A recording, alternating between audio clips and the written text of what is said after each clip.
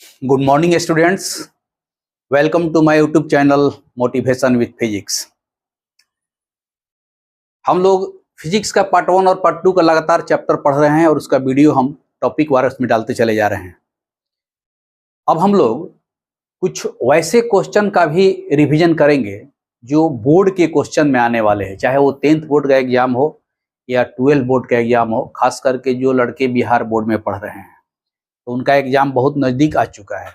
मतलब कि 10th class और 12 क्लास दोनों का एग्जाम अक्सर फरवरी महीने में हो जाता है। फरवरी के शुरुआत में अगर 12 क्लास का हो रहा है तो फरवरी के लास्ट तक आपका 10th क्लास समाप्त हो जाएगा, या पहले 10th क्लास का समाप्त होता है तो लास्ट में 12 क्लास का समाप्त हो जाता है। तो अब मात्र 3 से 4 महीना आपके परीक्षा के बच गए हैं। तो ये जो भी परीक्षाएं होती है इसका हम पैटर्न इसके पीछे के वीडियो में डाल दिया है कि किस तरह का क्वेश्चन आपको आते हैं। तो क्वेश्चन का पैटर्न है आपको ऑब्जेक्टिव क्वेश्चन, लघु उत्तरीय मतलब कि शॉर्ट टाइप क्वेश्चन, दीर्घ उत्तरीय मतलब लॉन्ग टाइप क्वेश्चन, और जहां पर न्यूमेरिकल्स की गुंजाइश है वहां पर न्यूमेरिकल, जैसे फिजिक्स है। तो चूंकि हम फिजिक्स का क्लास डाल रहे हैं तो इसके बारे में objective, short type, long type और साथ साथ कभी कभी न्यूमेरिकल्स के भी क्वेश्चन आ जाते हैं। तो इसमें सबसे पहला जो तैयारी और सबसे इम्पोर्टेंट तैयारी होता है वह ऑब्जेक्टिव क्वेश्चन का, क्योंकि उस ऑब्जेक्टिव में अगर सारा का सारा आपका टॉपिक क्लियर है और सारा क्वेश्चन पकड़ में आ गया तो मैक्सिमम मार्क्स आने के संभावना रहते हैं, क्योंकि उसमें जो क्वेश्चन सही हो गया उसका फुल मार्क्स मिलता है और जो क्वेश्चन गलत होगा उसमें बिल्कुल ही नहीं मिलता है।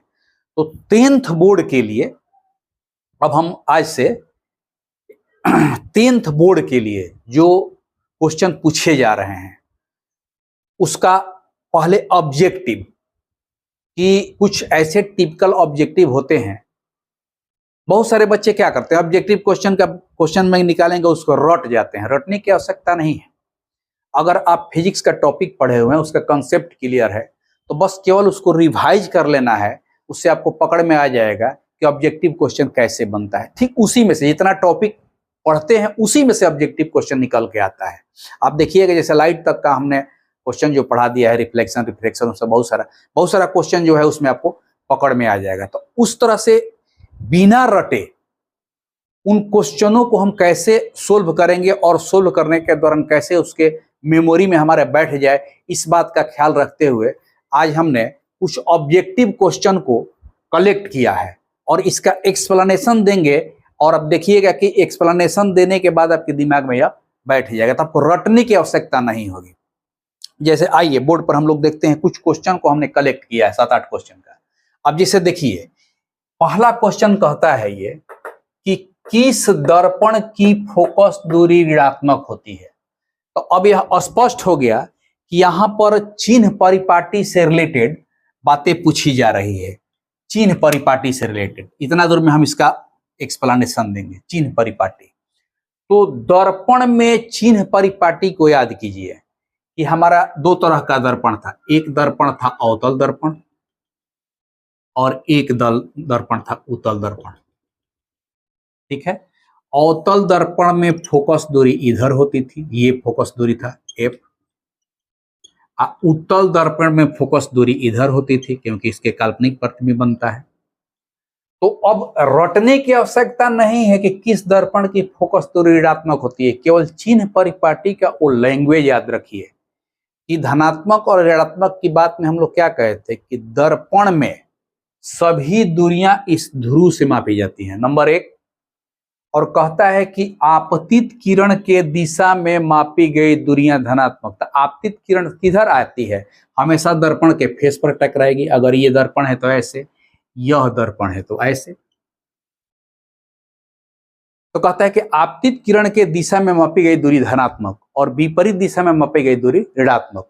तो जैसे मान लीजिए कि यह अवतल दर्पण है, ये अवतल है, फिगर से लग रहा है, यह उत्तल है।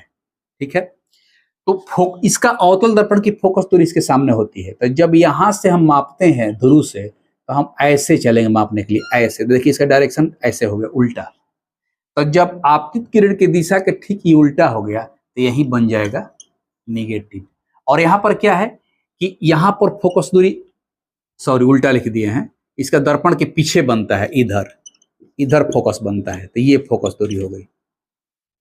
चूंकि उत्तल दर्पण में हमेशा काल्पनिक प्रतिबिंब दर्पण के पीछे बनता है, फोकस पर बनता है। तो यहाँ पर देखिए, अब यहाँ से अगर हम मापना शुरू करेंगे तो इस डायरेक्शन में चलेंगे ऐसे, तो ये आपतित किरण की दिशा और इसकी दिशा सेम हो गई, तो इसका होता है पॉजिटिव। तब यहीं पर क्लियर हो गया कि अगर आपका चिन्ह परिपाटी का कॉन्सेप्ट क्लियर है तो आपको याद करने की जरूरत नहीं कि किसका धनात्मक होगा और किसका ऋणात्मक, यहीं पर क्लियर हो गया कि इसमें आपतित किरण के विपरीत दिशा में माप रहे हैं तो अवतल दर्पण की फोकस दूरी ऋणात्मक। तो यहाँ पर किस दर्पण की फोकस दूरी ऋणात्मक होती है, तो सीधा सी आंसर क्या हो जाएगा, बी, अवतल दर्पण। अब यह कॉन्सेप्ट क्लियर नहीं है तो पीछे जो हमने चिन्ह परिपाटी का वीडियो डाल दिया है दर्पण में, ध्यान रखिएगा। अब यहाँ पर ध्यान रखना होगा कि दर्पण, चूंकि दर्पण और लेंस में अक्सर कंफ्यूजन आता है, इस बात को हम कई एक बार बता चुके हैं। तो यह क्वेश्चन में आपका दर्पण है, इसलिए आंसर हो गया ये। कहता है कि दूसरा क्वेश्चन अब देखिए, किसी माध्यम के अपवर्तनांक का मान क्या होता है। ऑप्शन में दिया है sine I by sine R, sine R by sine, sine I plus sine R और साइन आई गुने साइन आर। अब यहाँ पर ये साइन आई और साइन आर का जब कॉन्सेप्ट दे दिया तो आपको समझ जाना चाहिए कि वह अपवर्तन का दूसरा नियम, जिसको स्नेल का नियम कहा जाता है, उसी को दिया जाता है। तो अपवर्तन के दूसरा नियम को आप सीधे याद कीजिए, क्या कहता है कि आपतन कोण की जया, माने कोई भी अपवर्तन जैसे मान लीजिएगा ऐसे हो रहा है इस तरह से, ये अभिलंब है, तो आपतन कोण ये आई होता है, ये अपवर्तन कोण आर होता है। तो कहता है कि अपवर्तनांक जो होता है इस माध्यम का, वह आपतन कोण की जया और अपवर्तन कोण की जया का अनुपात होता है। यह चीज डिटेल में हम वीडियो में बता चुके हैं। यही माध्यम का अपवर्तनांक कहा जाता है। किस माध्यम का, दूसरे माध्यम का, किसके सापेक्ष, पहले माध्यम के सापेक्ष। ठीक है, तो यह जनरल वे में सीधा सीधी आपसे अपवर्तन का दूसरा नियम पूछ रहा है कि माध्यम का जो अपवर्तनांक होता है वह आपतन कोण की जया और अपवर्तन कोण की जया, जया साइन को बोलते हैं हिंदी में, का अनुपात होता है। तो अब इस माध्यम का अपवर्तनांक माने म्यू के बारे में पूछ रहा है। अब यहाँ देख लीजिए कि sine I by sine R पहले के है, तो आंसर ए हो जाएगा। इसमें रटने की आवश्यकता नहीं है। जैसे ही साइन आई और साइन आर से रिलेटेड आपका अपवर्तनांक पूछ दिया तो आपको जान जाना चाहिए कि साइन आई और साइन आर कहाँ होता है, वह स्नेल के नियम यानी अपवर्तन के दूसरे नियम में होता है। तो ये क्लियर हो गया। इसी तरह सब्जेक्टिव क्वेश्चन का सॉल्यूशन कॉन्सेप्ट के साथ आप याद कीजिएगा तो एक बार में याद होगा। जैसे कहता है अगला क्वेश्चन देखिए, लेंस की क्षमता का एसआई मात्रक।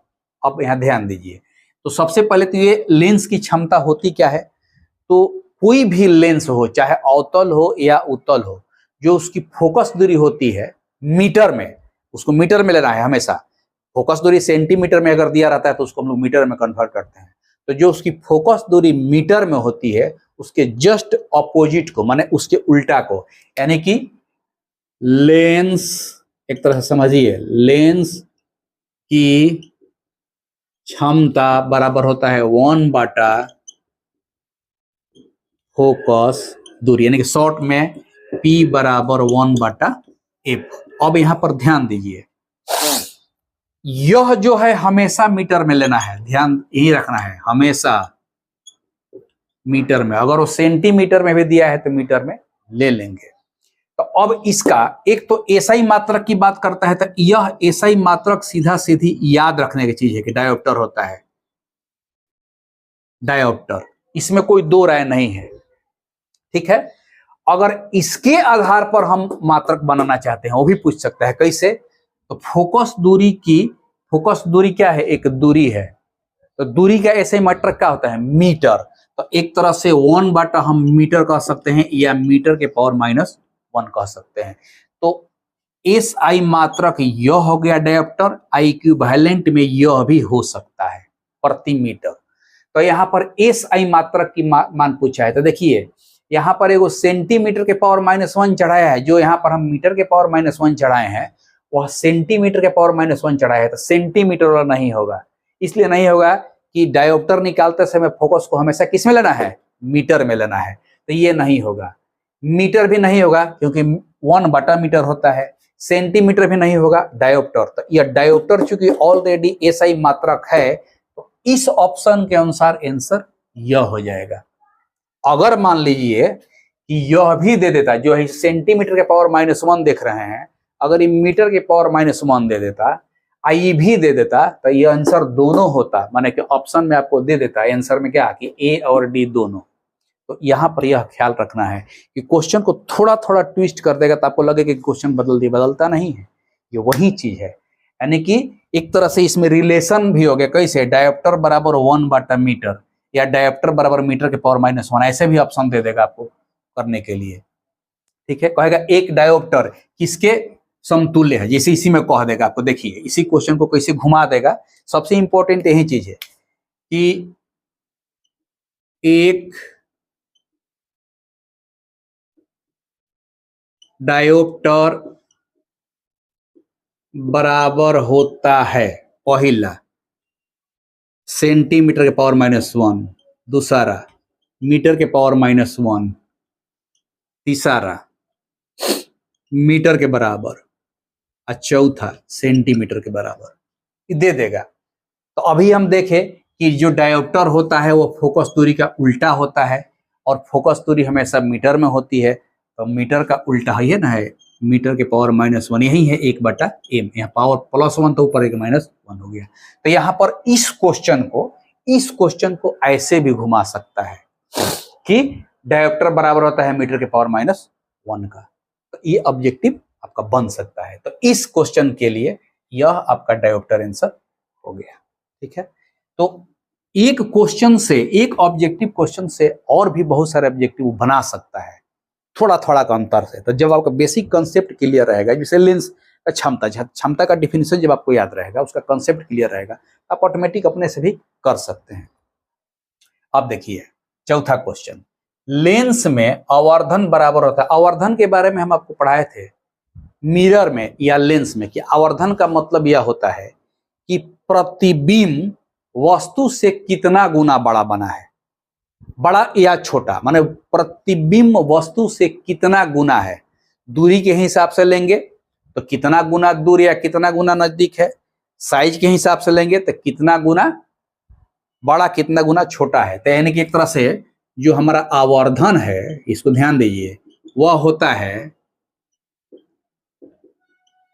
प्रतिबिंब की दूरी वाटा वस्तु की दूरी। यही नहीं, ये सेम अनुपात ही होता है। देखिए प्रतिबिंब का आकार वाटा वस्तु का आकार, यानी कि शॉर्ट में m बराबर v/u, चाहे I/o। ये I मतलब कि इमेज का, ये प्रतिबिंब का आकार हो गया, ये वस्तु का आकार हो गया, ये प्रतिबिंब की दूरी होगी, वस्तु की दूरी हो गई। तो अब यहाँ चूंकि इस क्वेश्चन के हिसाब से आवर्धन बी आंसर हो गया v/u। कभी कभी I/o यानी कि प्रतिबिंब का आकार और वस्तु का आकार भी दे सकता है, थोड़ा सा घुमाएगा तो प्रतिबिंब का आकार बटा वस्तु का आकार भी आपको दे सकता है। तो इस क्वेश्चन में आवर्धन v/u। अब यह चीज चाहे लेंस में पूछे तब आ चाहे दर्पण में पूछे तब, यह v/u ही होगा। ऊपर होगा प्रतिबिंब की दूरी, नीचे होगा वस्तु की दूरी। अब इसी क्वेश्चन में से देखिए, क्वेश्चन से ही क्वेश्चन बनाते हैं। अब इसी क्वेश्चन में आपको अलग क्वेश्चन पूछ देगा कि आवर्धन का SI मात्रक क्या होता है। अब देखिए इस क्वेश्चन को हम कितना, कोई को क्वेश्चन बन सकता है, देखिए ध्यान से।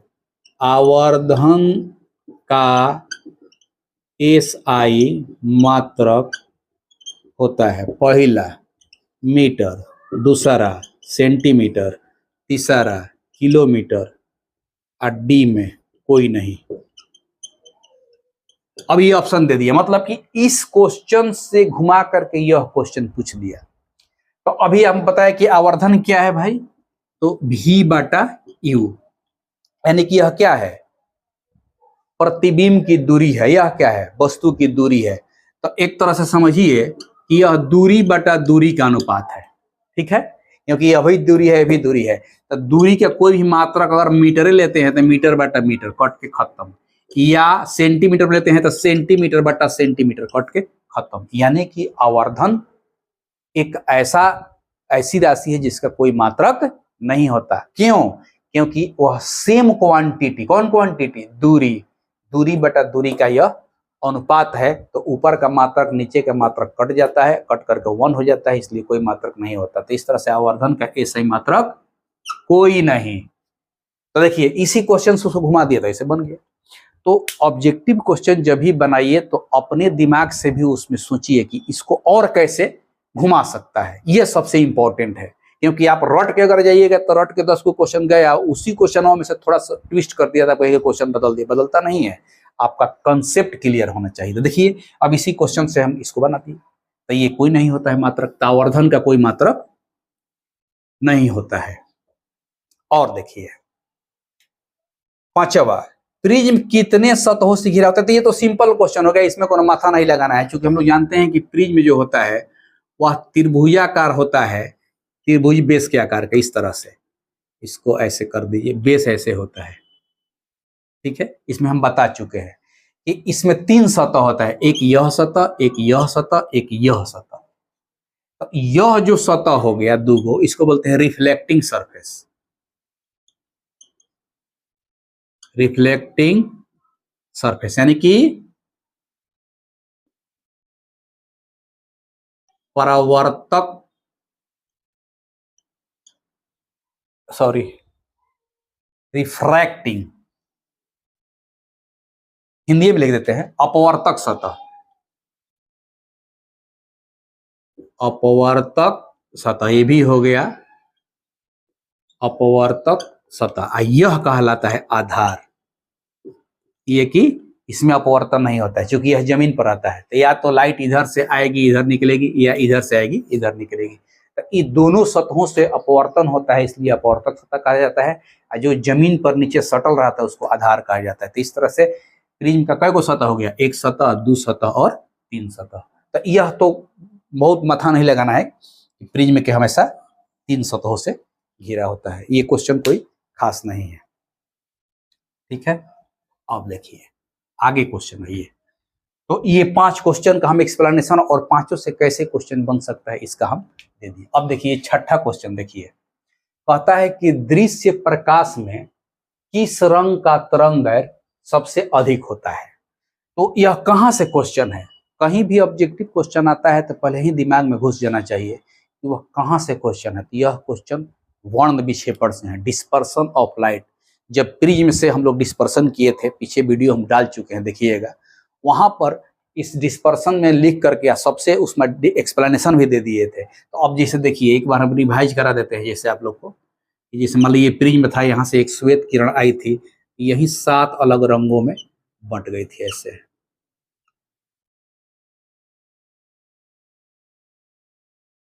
1 2 3 4 5 6 7। अब यही जो है आधार की तरफ किरणें मुड़ गई थी। यही आपको 7 हो गया ना जी, 1 2 3 4 5 6 7, ये तीर का निशान दिखा दिए। यही एक पर्दा पर हम लोग एकत्रित कर लिए थे। तो हम पर्दा पर क्या क्या एकत्रित किए थे, देखिए यह था बै नी आ ह पी ना ला। यह बैगनी, नीला, आसमानी, मतलब इसको इतना छोटा छोटा नहीं लिखेंगे, हम ऐसे लिख देते हैं यहीं से नीचे से ऊपर। नीचे होता है वै नी आ ह पी ना ला, ठीक है। तो अब इसमें तरंग दैर्घ्य, अब केवल इसमें तो पूछा है तरंग दैर्घ्य, 2 बातें पूछती है देखो, तरंग दैर्घ्य, आवृत्ति, ये भी पूछ सकता है। इसमें तरंग दैर्घ्य पूछे, उसमें आवृत्ति पूछ देगा।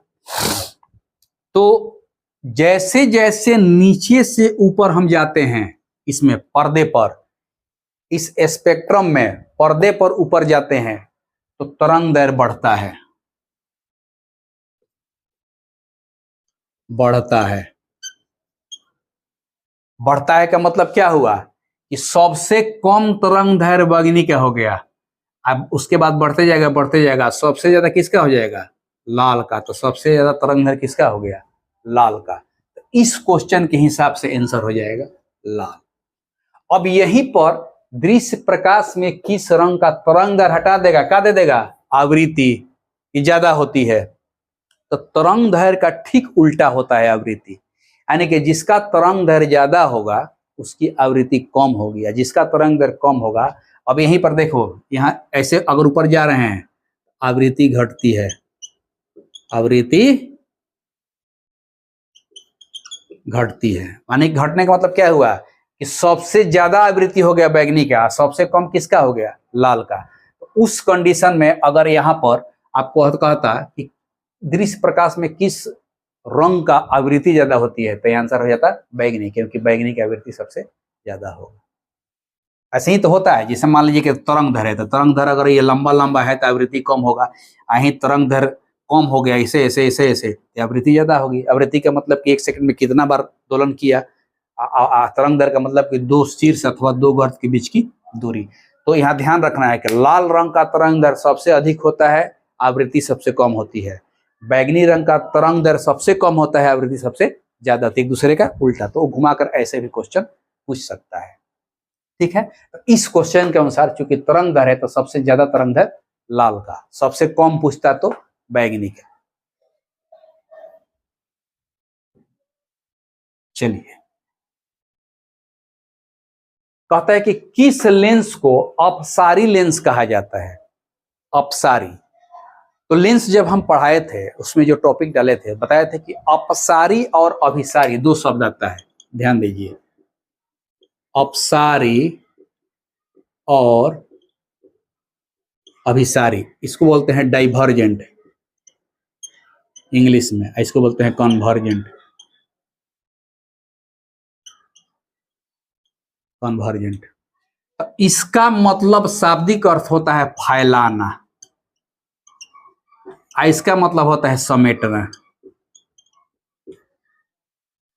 यानी कि यह प्रयोग शब्द का दर्पण में भी होता है और लेंस में भी होता है। तो जो दर्पण जो लेंस की बात कर रहे थे, पहले लेंस से हम लोग पढ़े कि जो लेंस किरणों को अपवर्तन के बाद फैला दे वो अपसारी, और जो समेट ले अभिसारी। तो पीछे के टॉपिक में जब हम लोग लेंस का स्ट्रक्चर पढ़ रहे थे तो उसमें देखे थे कि अगर यह अवतल लेंस है किरणें यहां से आती है तो ऐसे फैल जाती है, ऐसे फैल जाती है। और उत्तल में क्या देखे थे कि उत्तल में जब किरणें ऐसे आ रही हैं तो यह एकत्रित हो रही है ऐसे। तो अब इस हिसाब से देखिए कि लेंस के हिसाब से अवतल हो गया अपसारी, उत्तल हो गया अभिसारी। अब यही अगर दर्पण रहता तो दर्पण का भी यही देख लीजिए, चूंकि यह लेंस की बात करता है, ये दर्पण भी कह सकता था कि किस दर्पण को अपसारी कहा जाता है। तो इस क्वेश्चन के हिसाब से जो लेंस पूछा है तो अपसारी हो गया फैलाने वाला, ये अवतल, तो आंसर ये हो जाएगा। लेकिन यही अगर दर्पण की बात करता तो दर्पण में ठीक उल्टा होता है। कैसे? तो जैसे ये अगर अवतल दर्पण है, यहां से कोई किरणें आती है तो टकरा करके इसको फोकस से होकर के जाती है, देखिए ऐसे, तो यहाँ पर एकत्रित होती है। यही उत्तल में क्या होता है, उत्तल में क्या होता है कि किरणें ऐसे आती है तो फैल जाती है ऐसे, मान लीजिए ऐसे आई, ये ऐसे फैल गई, तो यहाँ पर यह हो जाएगा अभिसारी, ये हो जाएगा अपसारी। तो जब यहाँ पर दर्पण की बात करता कि कौन अपसारी दर्पण है तो उत्तल दर्पण हो जाता। तो लेंस और दर्पण में हमेशा कंफ्यूजन क्रिएट होता है, लेकिन जब आप पीछे का वीडियो देखिएगा जहां पर हम फिगर बना करके डिटेल बना दिए हैं, वहां पर कोई कंफ्यूजन नहीं होगा। तो इस तरह से ऑब्जेक्टिव क्वेश्चन का तैयारी खास करके फिजिक्स में विदाउट कॉन्सेप्ट आप मत कीजिए। जब कभी भी क्वेश्चन आए तो पहले दिमाग में क्या बैठाइए कि वो किस टॉपिक से है, किस चैप्टर से है, पहला नंबर। जब चैप्टर दिमाग में घुस गया तो किस टॉपिक पर आधारित है, और जैसे ही उस टॉपिक के दिमाग में घुस गया तो आपका आधा आंसर ऐसे ही पकड़ में आ जाएगा। और उस टॉपिक का वीडियो आप देख लीजिएगा तो क्लियर कट हो जाएगा। तो इसमें कोई ऐसा चीज नहीं है जो टॉपिक से बाहर का चीज है। तो इस तरह से आज हम आपको 7 क्वेश्चन का एक्सप्लेनेशन बताए, और उस 7 क्वेश्चन से और कैसे क्वेश्चन बन सकता है उसको भी हमने बोर्ड पर एक्सप्लेन करके बता दिया। तो इस तरह से अब जितना भी फिजिक्स में आया हुआ क्वेश्चन है, यह क्वेश्चन जो था ध्यान दीजिए, यह एनुअल एग्जाम 2023 में पूछे हुए सारे क्वेश्चन है। इस तरह से आगे और भी हम इस तरह का एक्सप्लेनेशन देते रहेंगे, खास करके टिपिकल क्वेश्चन का, जो याद जैसे मान लीजिए घड़ी है तो इस क्वेश्चन में माथा लगाना नहीं है। फ्रीज में जो है 3 सतहों का होता है, इसमें तो कुछ एक्सप्लेनेशन है ही नहीं, हम लोग ऑलरेडी जान चुके हैं। इस सब में थोड़ा थोड़ा माथा लगाना था क्योंकि उससे और अधिक भी क्वेश्चन घुमा के पूछ सकते हैं। मैंने जिस क्वेश्चन से और क्वेश्चन बन सकते हैं उसका एक्सप्लेनेशन हम आपको देते जाएंगे, ताकि वह टॉपिक से रिलेटेड सारा चीज आसान होते चल जाए। तो आज का जो ये ऑब्जेक्टिव का एक्सप्लेनेशन था वो बिल्कुल आपका कंसेप्ट क्लियर कर देगा। अगर आप अब तक आप चैनल को सब्सक्राइब नहीं किए तो इस तरह के एक्सप्लेनेशन को अगर आप पढ़ना चाहते हैं तो कृपया करके इस चैनल को सब्सक्राइब कर लीजिए, ताकि आपको निर्बाध रूप से इस तरह का वीडियो आपको डिस्क्रिप्शन में मिलता रहेगा। तब तक के लिए नमस्कार, बी हैप्पी।